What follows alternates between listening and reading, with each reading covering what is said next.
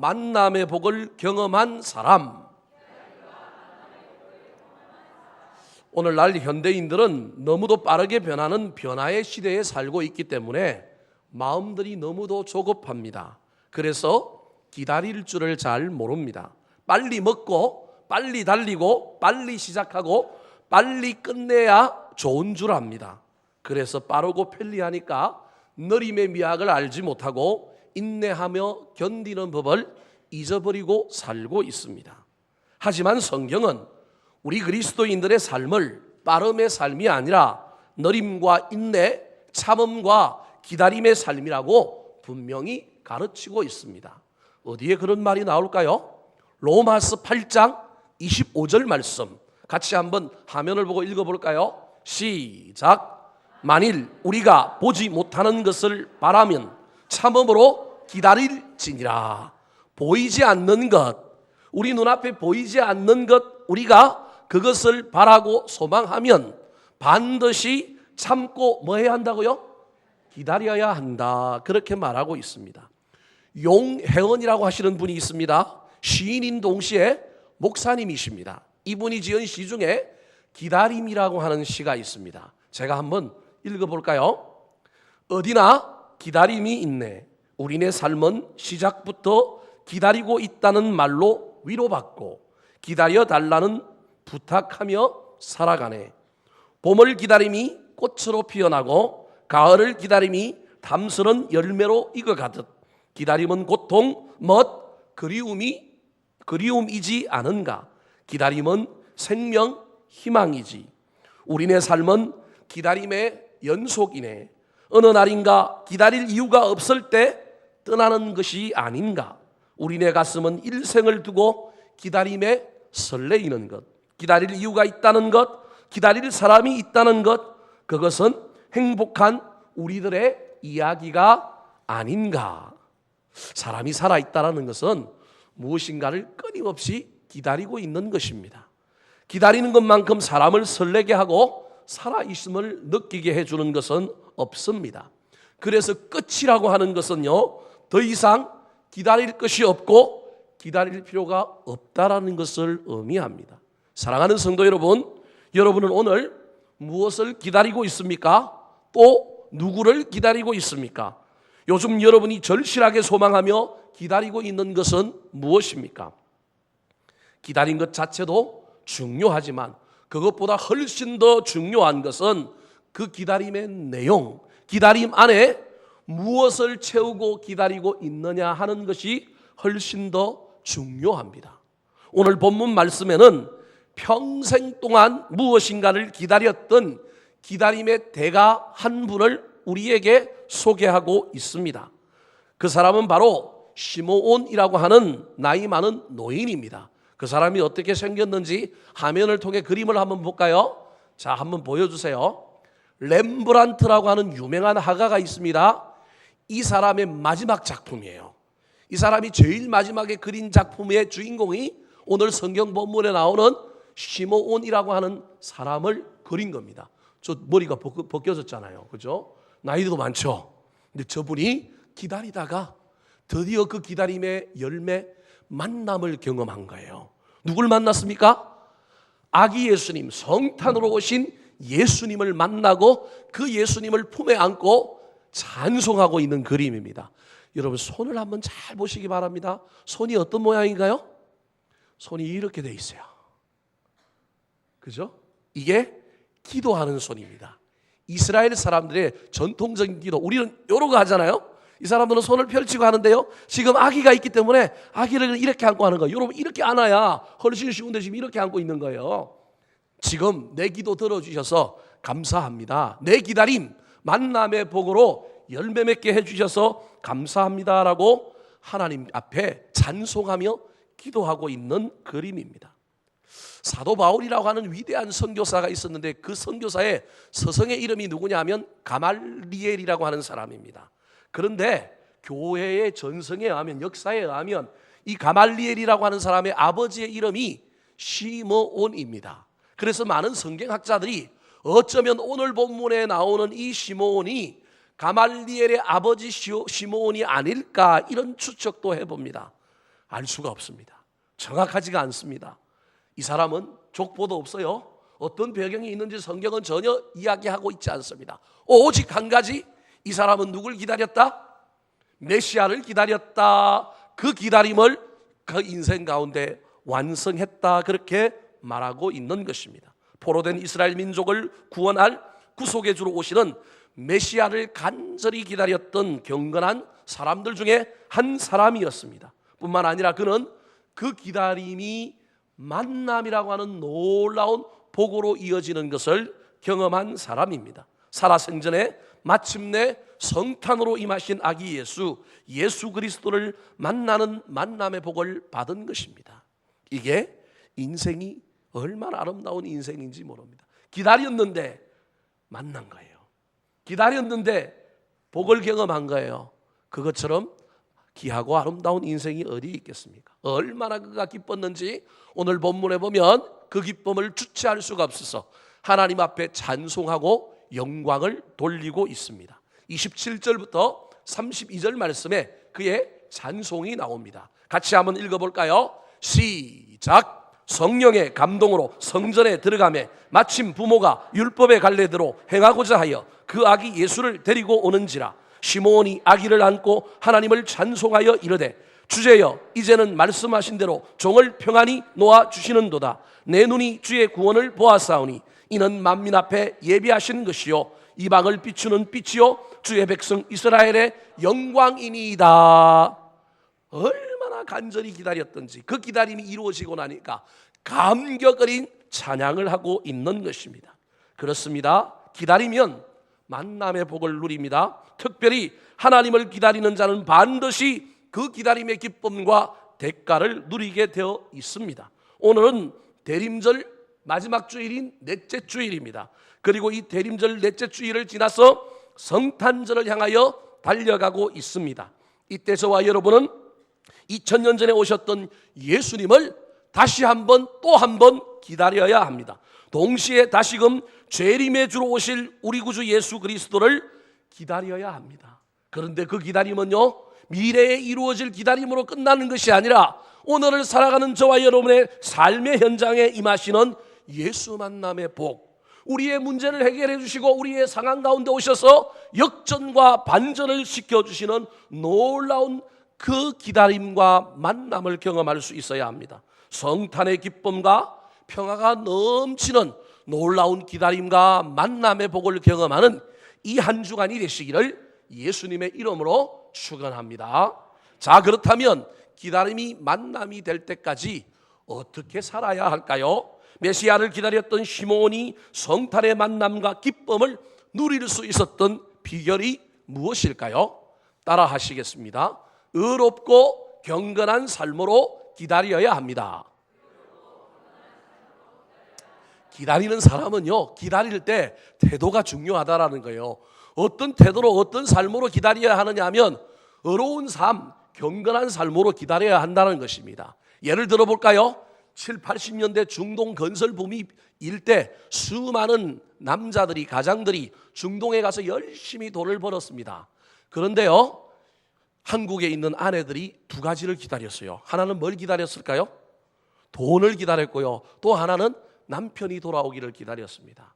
남편 돌아오기를 기다리는 사람은요, 보내준 돈 가지고 아이들 키우고 저축하고 열심히 남편 오기를 기다렸어요. 그 기다림의 삶은요, 그 안에 반드시 제대로 된 삶, 올곧은 삶이 그 안에 펼쳐지게 되어 있습니다. 왜? 기다리니까. 그래서 기다림은 거룩한 거예요. 기다림은 신성한 거예요. 기다림은 반드시 삶을 삶되게 만드는 놀라운 능력이 있어요. 그런데 남편을 안 기다리고 뭐만 기다려요? 돈만 기다리는 여자들은 어떻게 됐을까요? 캬 이런 데 가고요, 뭐 이렇게 가다가 이상해 갖고요, 남편을 안 기다리고 돈만 기다리다 보니까 삶이 어떻게 됐을까요? 어렵지 않은 거예요. 경건하지 않는 거예요. 삶이 이상해지는 거예요. 저와 여러분이 진짜 예수님을 기다린다고 한다면 그 예수님이 우리 삶에 나타나셔서 임하셔서 우리의 삶을 바꾸고 우리의 삶에 놀라운 일이 나게 하기를 원한다면 저와 여러분의 삶은 필연적으로 의롭고 경건해야 합니다. 25절 말씀 같이 한번 읽어볼까요? 시작.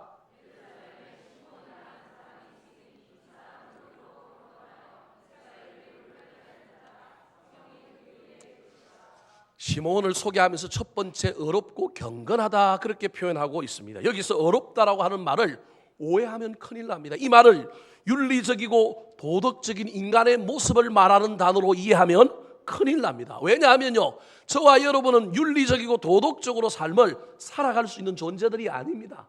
살다가도 헷가닥하고요 넘어지게 되어 있습니다. 성경에서 의롭다고 하는 말은 윤리적이고 도덕적인 말이 아니라 철저하게 하나님과의 관계 속에서 규정되는 표현이 의롭다라고 하는 말입니다. 왜냐하면 의롭다라고 하는 말은 결코 사람에게 사용되는 말이 아닙니다. 우리 하나님에게만 사용되는 전용 언어가 의로움이라고 하는 단어입니다.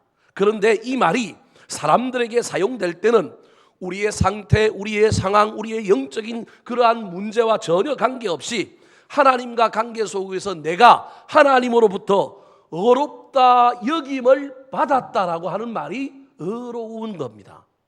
내가 의로워서 의로운 것이 아니라 죄인이지만 문제가 많지만 내가 하나님 안에 있으니, 하나님 관계 안에 있으니 하나님이 그 모습 보고 나를 어떻게 여겼다고요?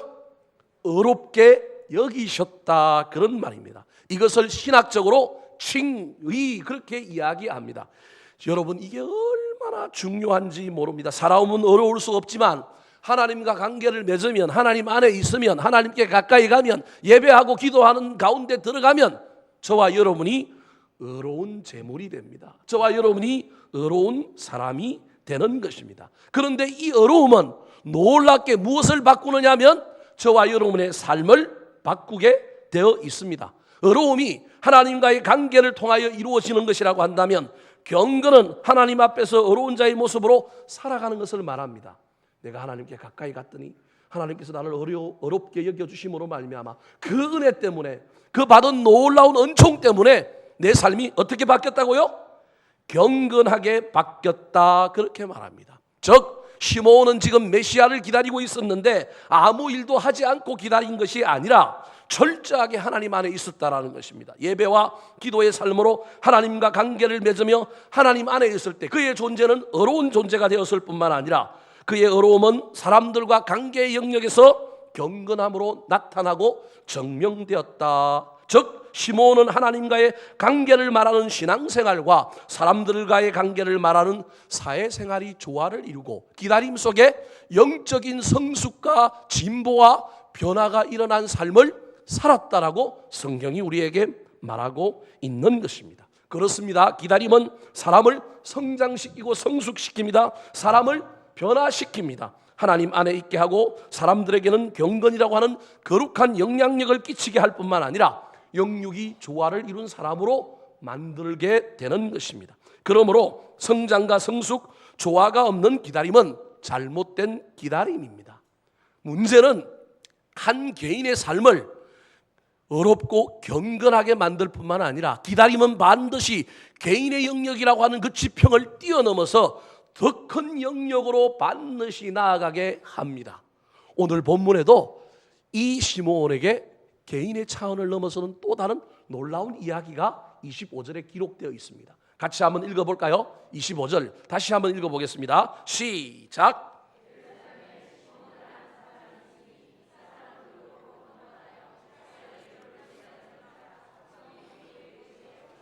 의롭고 경건한 사람인 동시에 그 의롭고 경건한 개인적인 삶의 영역을 뛰어넘어서 그가 어떤 삶을 살았다고요? 이스라엘의 뭘 기다렸다? 위로를 기다렸다. 기다림의 사람 시므온은 의롭고 경건한 삶을 통하여 기다렸을 뿐만 아니라 이스라엘의 위로, 즉 메시아를 기다리는 사람이었다라고 하는 것입니다.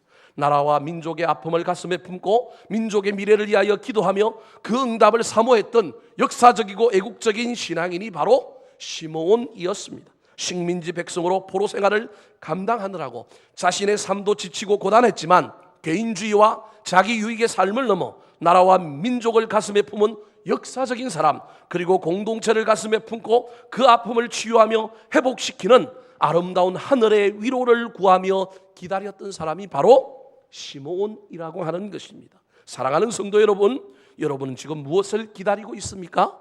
여러분이 당한 인생의 문제 가운데 하나님의 나타나심과 도우심이 어떤 곳에 임해야 합니까? 시므온처럼 어렵고 경건한 삶으로 기다리시기 바랍니다. 하나님 안에 거하십시오. 예배와 기도의 자리를 사모하시기 바랍니다. 그러나 거기서 멈추지 마시고 더 나아가 개인의 열망과 소원을 넘어 이 민족과 이 나라를 바라보며 시므온처럼 이 땅에, 이 나라 가운데, 이 민족 가운데 하나님의 위로가 나타나기를 소망하며 기다리는 성탄의 계절을 지내시기 바랍니다. 돈에 미쳐 있고 나만 아니면 된다고 외치는 극도의 이기주의적이고 개인적인 세상에서 저와 여러분만이라도 이 땅에 하늘의 평화가 임하기를, 이 땅에 정의가 강물처럼 넘쳐 흐르기를, 이 나라가 상식이 통하는 세상이 되길, 이 민족이 복음으로 통일되도록 하나님의 위로가 나타나 아픈 자들, 우는 자들, 자식을 떠나보낸 자들, 억울한 일을 당한 자들의 눈물을 닦아주고 그들을 위로하고 치유하는 놀라운 일이 일어나는 것을 사모하며 기다리는 좀 더 거룩하고 멋진 그리스도인으로 기다리며 살게 되시기를 우리 구주 예수 그리스도의 이름으로 축원합니다. 두 번째로, 기다림이 만남이 되기까지 우리는 어떤 삶을 살아야 할까요? 첫 번째는 어떻게 살아야 한다고요? 어렵고 경건하게 살아야 한다. 그런데 개인적인 차원을 넘어서 이 땅에 위로가 임하기를 기다리며 살면 반드시 주님 여러분 삶 속에 오신다. 내 인생 가운데 오신다. 그 말입니다. 두 번째, 따라하시겠습니다. 성령에 붙잡혀 기다리며 살아야 합니다. 기다리면요, 힘들어요. 기다리면 인내가 필요해요. 근데 인간은 기본적으로 참을성이 별로 없는 존재입니다. 참을성이 있는지 없는지 오늘 집에 가고요, 아내들은 남편한테 바가지를 한번 걸고 보시고요, 남편들은 여자한테 여자가 자꾸 못하는 걸 이야기를 한번 해보세요. 그러면 어떤 일이 일어나는지 한번 경험해 보십시오. 인간은 절대 참을성이 많은 존재가 아닙니다. 기다림은 인내를 요구합니다. 기다림은 인내를 먹고 자라서 만남의 열매를 우리에게 주는 거예요. 그런데 인간의 힘으로 그걸 기다리기가 쉽지 않다라는 거예요. 오늘 본문에 나타난 시므온이 나이 많은 노인이 되었음에도 불구하고 메시아를 기다렸는데 그 기다림이 지속되고 그 기다림이 마침내 만남이라고 하는 열매를 경험할 수 있었던 이유는 자기 힘과 능력이 아니라 무엇에 붙잡혀 있었기 때문에? 성령에 붙잡혀 있었기 때문에 가능했다라는 것입니다. 이스라엘 역사 중에 바벨론 포로기라고 하는 시대가 있습니다. 나라를 잃고 바벨론이라고 하는 나라에 전부 포로로 잡혀갔던 사람들이 70년 동안 이 포로 생활을 경험하게 됩니다. 그런데 하나님의 놀라운 은혜로 말미암아 포로 생활을 끝내고 고향으로 돌아오는 드라마틱한 일이 벌어지게 되었습니다. 이때 이스라엘 백성들을 데리고 귀환한 지도자 중에 스룹바벨이라고 하는 사람이 있었습니다. 이 사람은 이스라엘로 돌아온 백성들과 함께 제일 먼저 무슨 일을 했느냐 하면 불타버리고 황폐화된 성전의 틀을 정리하고 그 성전 위에 솔로몬이 지었던 그 성전을 다시 한번 재건하리라 이 목표를 품고 사람들을 독려하며 성전을 짓기 시작했습니다. 그런데 이게 안 되는 거예요. 이게 잘 안 되는 거예요. 돈이 없어요. 일단은 포로로 잡혀갔던 사람들이 돌아왔는데 뭐가 가진 게 있겠습니까? 이 사람들이 하나님이 징계를 받아서 포로 생활을 했기 때문에 일을 하다가도 왜 하나님 우리를 이렇게 하셨습니까? 하나님이 우리를 억울하게 이렇게 했는데 우리가 왜 하나님 집을 짓습니까? 이런 패배주의가 있어요. 뿐만 아니라 이 사람들 속에는 열정과 열망이 없어요. 포로 생활 속에서 그들의 기계가 꺾여버린 거예요. 그래서 뭔가를 하려고 하면 시작은 했는데 완공이 안 되고 삐걱거리고 뭔가 문제가 자꾸 생기는 거예요. 절망이 찾아오고요. 그 속에서 이 스룹바벨이 이걸 포기해야 되나 말아야 되나 고민하고 있을 때 하나님께서 스룹바벨에게 나타나서 하신 말씀이 스가랴서 4장 6절 말씀입니다. 같이 한번 화면을 보고 읽어볼까요? 시작! 그가 내게 대답하여 이르되 여호와께서 스룹바벨에게 하신 말씀이 이러하니라. 만군의 여호와께서 말씀하시되 이는 힘으로 되지 아니하며 능력으로 되지 아니하고 오직 나의 영으로 되느니라. 포로 생활에서 돌아왔기 때문에 가진 것이라고는 쥐뿔만큼밖에 없던 그 사람들을 독려하여 일을 해야 되는데 삐걱거리고 되지 않을 때 하나님이 나타나서 위로하면서 사람 힘으로 안 된다. 사람의 능력, 아니 돈이 있어도 안 된다. 이 일을 할 수 있는 것은 오직 무엇밖에 없다? 성령이다. 성령 충만해야만이 가능하다. 하나님의 신, 여호와의 신 성령이 임하면 가능하다고 말하고 있는 것입니다. 이것은 오늘을 살아가는 저와 여러분에게도 동일하게 적용되는 이야기입니다. 무엇인가를 기다리고 대망하는 사람은 절대 인간의 힘과 능력만으로 기다리면 큰일 납니다. 인간의 힘은 금방 지치고 낙심하고 낭망하게 합니다. 오래 기다리지 못하고 원망과 불평을 쏟아내게 되어 있습니다. 시므온은 메시아를 대망하고 기다렸지만 자신의 힘과 능력만으로 기다리지 아니하였습니다. 25절부터 27절 말씀 같이 읽어보겠습니다. 시작.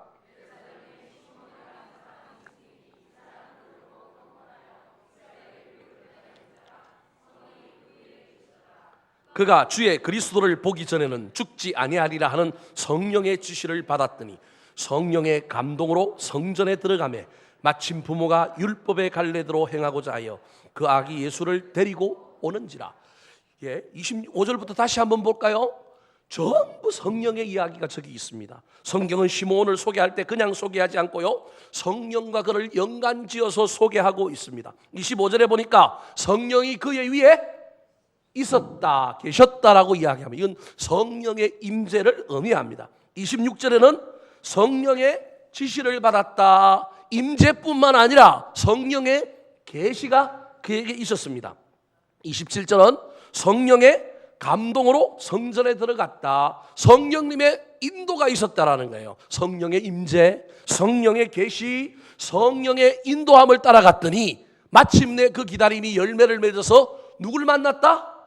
아기 예수님을 만났다. 그렇게 말하고 있습니다. 말끝마다 성령, 성령, 성령입니다. 이것으로 미뤄볼 때 시므온은 성령에 사로잡힌 사람, 성령에 붙잡혀 오직 성령에 매여 그 기다림을 지속했던 사람이라는 것을 알 수 있습니다.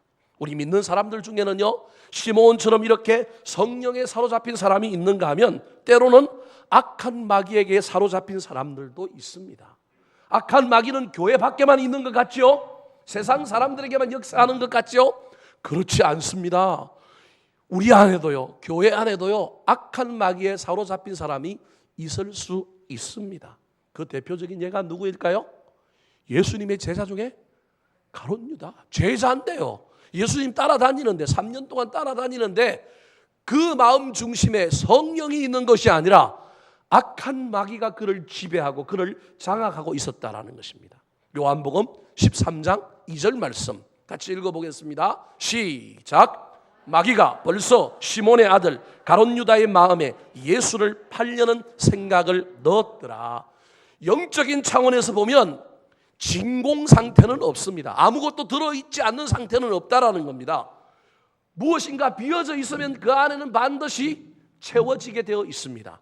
그래서 이 연말에 저와 여러분이 정리하고 태우고 뭐 없애고 해결하고 비우고 잘 하셔야 합니다. 그런데 그것만 하면 큰일 납니다. 그 안에 반드시 뭘 해야 된다고요?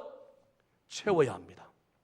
좋은 것으로, 선한 것으로, 거룩한 것으로 채우지 않으면 엉뚱한 것이 들어와서 우리의 삶을 충동질하고 우리의 삶을 엉뚱한 것으로 몰고 갈 수 있습니다.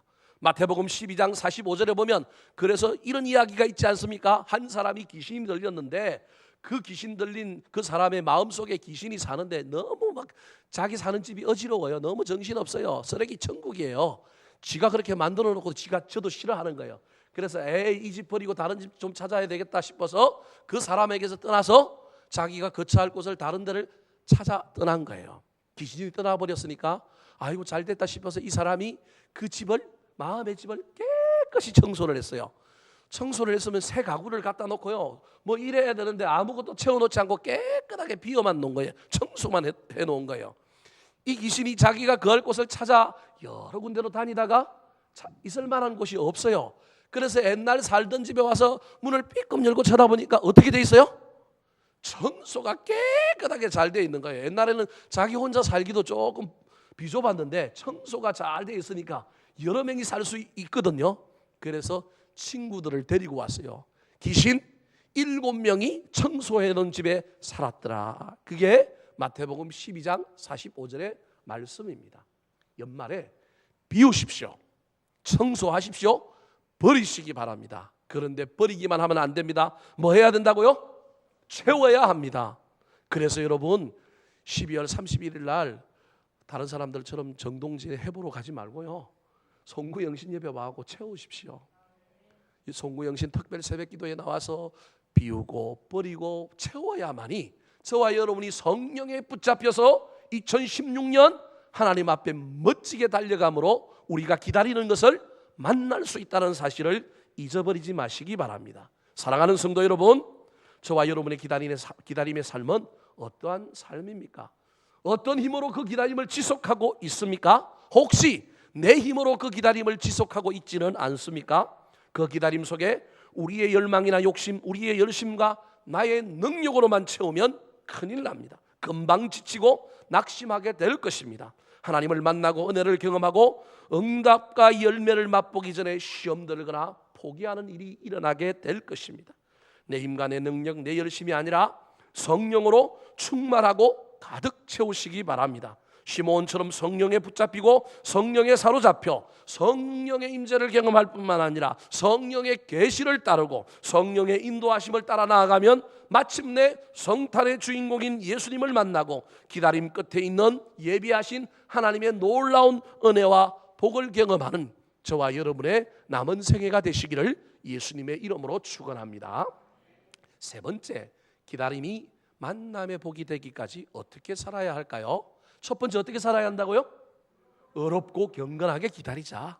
그 어렵고 경건함은 개인적인 영역을 좀 넘어서서 우리의 지평을 좀 넓혀서 이 민족을 또 바라보면서 우리가 좀 기다려야 할 것도 기다리자. 하나님의 위로가 이 땅에 좀 임하도록. 두 번째, 어떻게 기다리자고요? 성령에 붙잡혀서 내 힘과 내 능력만 가지고 내 소망만 가지고 내 열망만 가지고 막 기다리지 말고 그거 하다가 지치고 낙심들고 시험 드는데 성령님에 붙잡혀서 좀 기다리자. 세 번째, 따라 하시겠습니다. 찬송하며 기다릴 때 찬송할 일이 생깁니다. 말장난 같습니까? 말이 좀 이상합니까? 쉽게 이야기하면 기다릴 때 뭐 하며 기다리자는 거예요? 찬송하며 기다리자는 거예요. 왜요? 성령 충만, 성령에 붙잡힐 수 있는 가장 강력한 도구가 찬송이기 때문에 그렇습니다. 여러분, 목사님들이요 그냥 간단하게 단순하게 이야기하면요 말씀 기도 찬송이에요. 근데 말씀 기도 찬송 이렇게 얘기하면 여러분들은 재미가 없잖아요. 또 입 바른 소리 하네, 또 바른 소리만 하네, 그리고 뭐 전혀 이 감동이 없잖아요. 여러분, 근데 그게 정답이에요. 성령 충만하여 기다리려고 한다면 말씀과 기도로 저와 여러분이 준비되어야 돼요. 근데 그중에 오늘 제가 여러분에게 이 성탄절에 여러분에게 강조하고 싶은 것이 뭐냐면 찬송입니다. 상황과 환경을 넘어서 찬송하면 반드시 그 찬송은 우리를 어떤 상황으로 데리고 가느냐 하면 찬송할 수밖에 없는 상황으로 갑니다. 찬송하면 찬송을 만나요. 감사하면 감사가 와요. 찬송하면 찬송할 일이 생긴다니까요. 예를 들어볼까요, 여러분? 무엇인가 기다리는 사람의 입술을 보면 그 기다림이 현실이 되고 이루어질 것인지 아니면 물거품이 되고 실패할 것인지 분명히 알 수 있습니다. 기다리는 사람의 입술을 보면 그 결말을 알 수 있다니까요. 남자친구가 여자를 기다려요. 여자친구가 남자를 기다려요. 그 기다리면은요 소망이 있고 희망이 있으면 그 입에는 뭐가 나와요? 콧노래가 나오고 휘바람이 나오는 거예요. 왜 그래요? 온다는 것을 아니까, 만난다는 것을 믿으니까. 가방을 하나 들고 오든지 뭐 알바낀 걸 하나 들고 오든지 뭘 들고 오든지 올 거라는 걸 알고 있기 때문에 이 기다림은요 뭐 할 수밖에 없어요? 기쁠 수밖에 없는 거예요. 그래서 노래를 부르는 거예요. 휘바람이 나오는 거예요. 콧노래가 나오는 거예요. 근데 기다리는 사람이요 믿음이 부족해, 소망이 없어, 뭔가 불확실한 기다림이에요. 그러면 그 입에 뭐가 사라질까요? 찬송이 사라져. 뭐만 쳐다볼까요? 시계만 쳐다보는 거예요. 왜 안 오냐요? 그러면 점점점 이 가슴은 불타오르기 시작하면서요 18, 19이 올라오고 뚜껑이 열리락 말락 하면서 막 입에서는 뭐가 나오려고 그래요? 욕이 나오고 막 원망이 나오고 불평이 나오려고 그러는 거예요. 그래서 기다리는 사람의 입술을 보면요 저 기다림이 완성이 될 것인가 저 기다림이 실패가 될 것인가는 분명히 결판이 납니다. 여러분, 뭘 기다리고 있습니까? 여러분 입술에 지금 무엇이 있습니까? 신앙적인 측면에서도 이거는 동일합니다. 예수를 제대로 믿는 사람의 삶의 현장에는 늘 뭐가 살아있느냐 하면 찬송이 살아있습니다. 찬송이 살아있어야 돼요. 제가 기타를 좀 칠 줄 알면 내가 교회 안에서 계속 노래만 부르고 있을 텐데, 배짱이처럼 노래만 부르고 있을 텐데 기타를 잘 못 쳐가지고 두드릴 줄만 알지 기타를 못 치니까 노래 좋아하는데도 불구하고요 노래 잘 못해요. 사실은 설교 준비하면서도요 저는 토요일 날 찬송을 몇 개나 하는지 모릅니다. 이것도 불러보고 저것도 불러보고 이번 주 찬송은 뭐가 어울릴까, 뭘 찬송을 부를까. 찬송 부르면 신나요. 제가 찬송 부르고 있으면 우리 집사람이 한 번씩 제 방에 들어왔다가 같이 찬송을 불러요. 그러면 또 참 기분이 묘해요. 함께 찬송 부르면 그 찬송이 또 얼마나 좋은지 모릅니다. 찬송이 사라진 사람, 신앙의 감격과 믿음이 사라진 사람입니다. 제가 여러분에게 정확하게 말씀드릴 수 있습니다. 찬송이 사라지면 큰일 납니다. 왜냐하면 찬송은 우리 신앙의 바로미터이며 우리 신앙의 모습을 적나라하게 보여주는 통로이기 때문에 그렇습니다. 그래서 성경은요 찬송하라고 이야기합니다. 우리 그리스도인들의 최고의 가치가 찬송이라고 말하고 있습니다. 시편 33편 1절 말씀 같이 한번 읽어볼까요? 시작. 너희 여인들아 여호와를 즐거워하라. 찬송은 정직한 자들이 마땅히 할 바로다. 저기 의인이 나옵니다. 정직한 자가 나옵니다.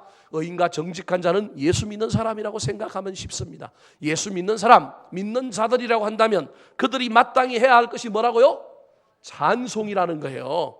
근데 여러분 실제로 삶의 현장에 들어가면 찬송이 잘 나와요, 안 나와요? 잘 안 나오잖아요. 왜 안 나올까요? 그 이유가 저기 중간에 있는 놀라운 이야기 때문에 그래요. 그 중간에 있는 말이 뭐예요? 여호와를 즐거워하라. 여호와를 즐거워하면 찬송은 마땅히 나온다라는 거예요. 그럼 여호와를 즐거워하라는 말이 뭐예요? 내가 하나님 만남으로 말미암아 여호와로 말미암아 내가 감동을 누리고 그 은혜로 말미암아 내 안에 기쁨이 넘칠 때 그 기쁨으로 말미암아 내 찬송은 억지로 하는 찬송이 아니라 자원함으로 나오는 아름다운 찬송이라는 거예요. 받은 은혜 때문에, 감격 때문에, 그 놀라운 사랑 때문에 그게 여호와를 즐거워하는 거예요. 그것 때문에 찬송하게 되는 것입니다. 오늘 본문에 보면 성전에서 아기 예수를 만난 시몬의 입에서 제일 먼저 터져 나온 것이 바로 찬송이라는 것을 우리는 알 수 있습니다. 28절부터 32절 말씀 같이 한번 읽어보겠습니다. 시작. 시몬이 아기를 안고 하나님을 찬송하여 이르되 주제여 이제는 말씀하신 대로 종을 평안히 놓아 주시는도다. 내 눈이 주의 구원을 보았사오니 이는 만민 앞에 예비하신 것이요 이방을 비추는 빛이요 주의 백성 이스라엘의 영광이니이다. 시몬은 찬송하였습니다. 그런데 그 찬송의 내용이 요약하면 뭐예요? 구원과 영광입니다. 저와 여러분의 찬송의 내용이 무엇이어야 하는지 시몬이 분명히 말하고 있습니다. 하나님이 나를 구원해 주신 것에 대한 찬송이어야 합니다. 그것으로 인하여 하나님께 영광 돌리는 것이 찬송이어야 합니다. 사랑하는 성도 여러분, 제대로 믿고 제대로 기다리는 사람은 결코 찬송을 잊어버리지가 않습니다. 저와 여러분이 찬송하고 있는지 찬송하고 있지 않은지 살펴보아야 합니다. 제가 오늘 그런데 궁극적으로 여러분에게 말씀드리고자 하는 이유는 오늘 본문은 분명히 시몬이 아기 예수를 만나고 난 다음에 찬송했다고 기록하고 있어요. 근데 저는 이 말씀 속에서 보이지 않는 행간을 읽어볼 때 시몬이 아기 예수님 만난 이후에만 찬송한 것이 아니라 언제도 찬송을 했다고요? 기다리는 동안에도 뭐 했다고요? 찬송했다. 어쩌면 그의 찬송이 아기 예수를 그에게로 인도했을지도 모른다. 어쩌면 그의 찬송이 찬송할 일을 만들었을지도 모른다. 이것이 제가 여러분에게 드리고 싶은 이야기라는 겁니다. 지금 여러분의 상황이 어떻습니까? 시몬은 나이가 많은 노인입니다. 찬송하기 쉽지 않았을 겁니다. 오랫동안 기다려서 기다림에 지쳤을지도 모릅니다. 그런데도 불구하고 그가 찬송했습니다. 여러분, 우리 민족에 한스러운 노래들이 있지 않습니까? 힘들고 어려울 때 우리 민족의 조상들은요 뭐 했어요? 노래했어요. 힘든 노동일을 하면서도 노래했어요. 노래가 상황을 바꾼다라는 거예요. 상황과 상관없이 그 상황 속에서 찬송할 수 있게 되기를 소망합니다. 그 찬송이 여러분에게 찬송할 일을 가져다 줄 것입니다. 제대로 믿고 제대로 기다리는 사람, 결코 찬송 잊어버리지 않습니다. 나이에 상관없이 찬송했던 시므온처럼 그러므로 우리도 찬송하며 삽시다.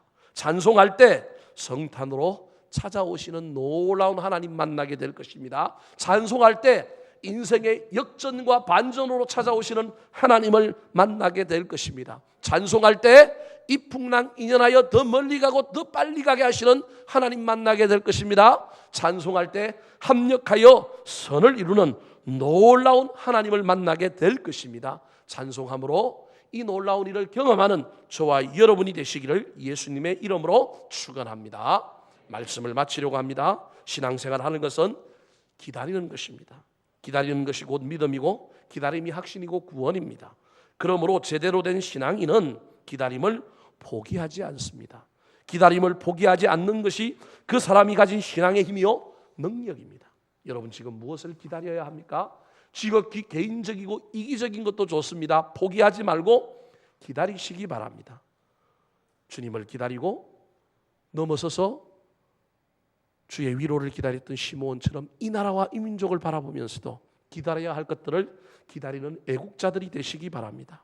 기다리면 만나게 됩니다. 사랑하는 사람을 기다리는 것만큼 행복한 기다림은 없습니다. 사랑이 아름다운 것은 그 기다림이 아름답기 때문에 그렇습니다. 대림절은 주님을 사랑하는 계절입니다. 그래서 저와 여러분은 지금 이 세상에 우리 문제 가운데 해결을도 기다려야 하지만 성탄으로 오셨던 2000년 전에 오셨던 그 주님을 다시 한 번 더 기다릴 줄 알아야 합니다.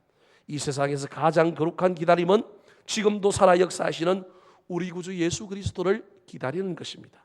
이 계절에 다시금 그분을 간절히 기다림으로 그분을 우리 마음 보좌에 모시고 그분을 우리의 삶의 문제의 중심에 모셔서 그분 만남으로 말미암아 인생의 문제도 해결할 뿐만 아니라 그분을 인하여 기뻐하고 즐거워하는 기쁜 성탄과 이 연말을 보내시게 되시기를 예수님의 이름으로 축복합니다.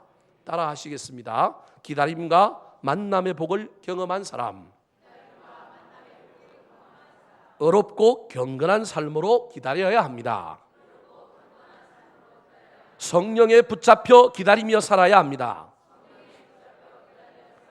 찬송하며 기다릴 때 찬송할 일이 생깁니다. 기도하겠습니다. 하나님 아버지, 한 해의 연말입니다. 새날을 바라보며 달려가야 하는데 그저 달력 한 장 찢어버리고 지나가는 사람이 있고 그럭저럭 그냥 시간에 우리를 맡기며 지나가는 사람이 있습니다. 주님, 이 연말에 한 해 동안 아무 생각 없이 달려왔다 할지라도 다시금 주님 기다리는 저희들 되게 도와주시옵소서. 우리 마음 중심에 예수님 다시 오시옵소서. 우리의 삶의 현장과 문제 가운데 오시옵소서.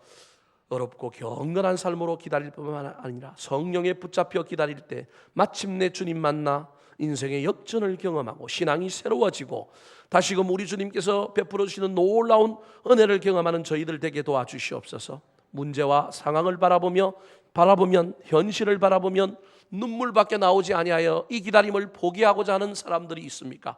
포기하지 않게 하여 주시옵소서. 상황을 바꾸는 것은 찬송임을 알게 하여 주시어서 부지런히 찬송함으로 말미암아 그 기다림이 마침내 열매를 맺는 일을 경험하는 주의 백성들 다 되게 도와주셔서 이 연말에 주님 우리 인생 가운데 다시 모심으로 2016년 새롭게 주님과 동행하며 출발하는 지혜로운 인생들 다 되게 도와주시옵소서. 감사드리옵고 우리를 구원하신 예수님의 이름으로 기도하옵나이다. 아멘. 찬송가 105장 부르면서